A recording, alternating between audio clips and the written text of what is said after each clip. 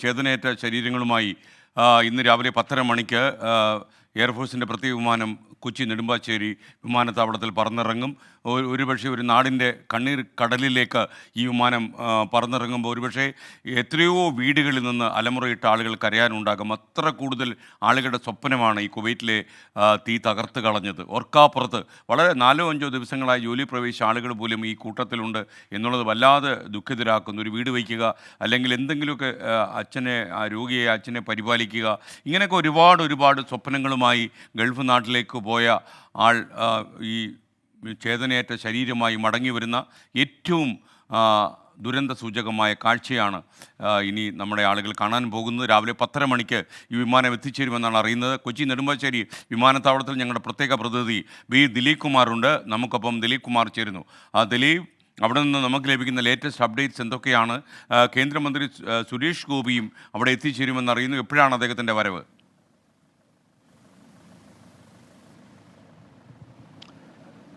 നെടുമ്പാശ്ശേരി വിമാനത്താവളം ഇപ്പോൾ ദുഃഖം നിറഞ്ഞ അന്തരീക്ഷത്തിൽ തന്നെയാണ്. എത്രയോ VIP-കളെ ഈ വിമാനത്താവളത്തിൽ സ്വീകരിക്കുന്നതിന് വേണ്ടി വൻ പോലീസ് സന്നാഹം നിലയുറപ്പിച്ചിട്ടുണ്ട്. ഇപ്പോഴും എനിക്ക് പിന്നിൽ കാണാം വലിയ പോലീസ് സന്നാഹമുണ്ട്.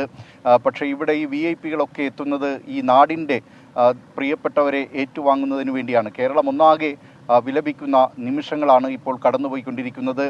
ഈ ചേതനയേറ്റ മൃതശരീരങ്ങൾ വീട്ടിൽ നിന്ന് വളരെയേറെ പ്രതീക്ഷകളുമായി, ഒരു വീടിൻ്റെ പ്രതീക്ഷയും ഒരു നാടിൻ്റെ സ്വപ്നങ്ങളും ഒക്കെയായി പ്രവാസ ജീവിതത്തിന് പോയവർ ഇപ്പോൾ ചേതനയേറ്റ ശരീരവുമായി തിരിച്ചു വരുന്നു. അവരുടെ മൃതദേഹങ്ങൾ ഏറ്റുവാങ്ങുന്നതിനുള്ള ക്രമീകരണങ്ങൾ ഇവിടെ നെടുമ്പാശ്ശേരി വിമാനത്താവളത്തിൽ തയ്യാറാക്കിയിട്ടുണ്ട്. 31 മൃതദേഹങ്ങളാണ് നെടുമ്പാശ്ശേരി വിമാനത്താവളത്തിൽ രാവിലെ 10:30 എത്തുക. വ്യോമസേനയുടെ പ്രത്യേക വിമാനം പുറപ്പെട്ടു കഴിഞ്ഞു കുവൈറ്റിൽ നിന്ന്. കേന്ദ്ര വിദേശകാര്യ സഹമന്ത്രി കീർത്തിവർദ്ധൻ സിംഗും ഈ മൃതദേഹങ്ങളോടൊപ്പം തന്നെ ഈ പ്രത്യേക വിമാനത്തിൽ അദ്ദേഹവും ഒപ്പമുണ്ട്. മൃതദേഹങ്ങൾ ഏറ്റുവാങ്ങുന്നതിനായി മുഖ്യമന്ത്രി പിണറായി വിജയൻ, കേന്ദ്രമന്ത്രി സുരേഷ് ഗോപി, സംസ്ഥാന മന്ത്രിമാർ എന്നിവരൊക്കെ തന്നെ ഇവിടേക്ക് അല്പസമയത്തിനകം എത്തിച്ചേരും. ഇവർക്ക് ഈ മൃതശരീരങ്ങൾ കൊണ്ടുവരുമ്പോൾ ആ മൃതശരീരങ്ങൾ കിടത്തുന്നതിനുള്ള ടേബിളുകൾ ഇവിടെ തയ്യാറാക്കിയിട്ടുണ്ട്. 31 ടേബിളുകളാണ് ക്രമീകരിച്ചിട്ടുള്ളത്. 24 മലയാളികളാണ് കുവൈറ്റിലെ ഈ അപകടത്തിൽ കൊല്ലപ്പെട്ടത്. അതിൽ ഒരു മലയാളി മുംബൈയിലാണ്, ഡെന്നി ബാബു. കരുനാഗപ്പള്ളി സ്വദേശിയാണെങ്കിലും മൃതദേഹം സംസ്കരിക്കുന്നത് മുംബൈയിലായതിനാൽ അവിടേക്കാണ് കൊണ്ടുപോകുന്നത്. 23 മലയാളികളുടെ മൃതദേഹങ്ങൾ ആണ് കൊച്ചിയിൽ ഇറക്കുന്നത്. ഇതുകൂടാതെ 7 തമിഴ്നാട് സ്വദേശികളുടെയും ഒരു കർണാടക സ്വദേശിയുടെയും മൃതദേഹം കൂടി നെടുമ്പാശ്ശേരിയിൽ ഇറക്കുന്നുണ്ട്. ഈ മൃതദേഹങ്ങൾ കൊണ്ടുപോകുന്നതിനുള്ള പ്രത്യേക ആംബുലൻസുകൾ സജ്ജമായി കഴിഞ്ഞിട്ടുണ്ട്. ഈ ഓരോ മൃതദേഹങ്ങൾ എത്തിക്കേണ്ട സ്ഥലങ്ങളിലൊക്കെ സംസ്ഥാന പോലീസിൻ്റെ അകമ്പടി കൂടി ഉണ്ടാകും. മാത്രമല്ല മറ്റു സംസ്ഥാനങ്ങളിൽ നിന്നുള്ള തമിഴ്നാട്, കർണാടക സ്വദേശികളുടെ മൃതദേഹങ്ങൾ കൂടി എത്തുന്നുണ്ട്. അവരുടെ മൃതദേഹങ്ങൾക്കൊപ്പം സംസ്ഥാന പോലീസ് കേരള അതിർത്തി വരെ അനുഗമിക്കും. അതിനുള്ള ക്രമീകരണങ്ങളൊക്കെ തന്നെ ചെയ്തിട്ടുണ്ട്. ഓരോ മൃതദേഹങ്ങളും ഏത് ആംബുലൻസിലാണ് കൊണ്ടുപോകേണ്ടത് എന്ന കാര്യത്തിലൊക്കെ തന്നെ ഇപ്പോൾ ജില്ലാ ഭരണകൂടം വേണ്ട നിർദ്ദേശങ്ങൾ നൽകിയിട്ടുണ്ട്. ആദ്യം മൃതദേഹം കൊണ്ടുപോകുന്നത് തിരുവനന്തപുരം സ്വദേശി അരുണിൻ്റേതാണ്. അങ്ങനെ ഈ മൃതദേഹങ്ങൾ കൊണ്ടുപോകേണ്ട ക്രമവും തീരുമാനിച്ചിട്ടുണ്ട്. ഒരു തരത്തിലുള്ള ആശയക്കുഴപ്പത്തിനും ഇടവരുത്തരുത് എന്ന നിലയിൽ തന്നെയാണ് ഈ ക്രമീകരണങ്ങൾ ഏർപ്പെടുത്തിയിട്ടുള്ളത്.